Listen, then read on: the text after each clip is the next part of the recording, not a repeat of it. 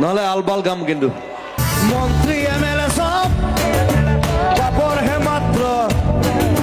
দেখিবলে খাদ্য আসলতে শব্দ সেইটোৱে কথা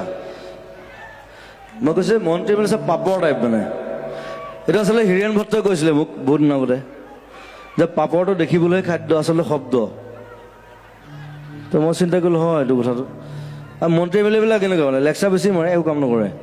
মন্ত্ৰী এম এল এ সব পাপৰ হে মাত্ৰ দেখিবলৈ খাদ্য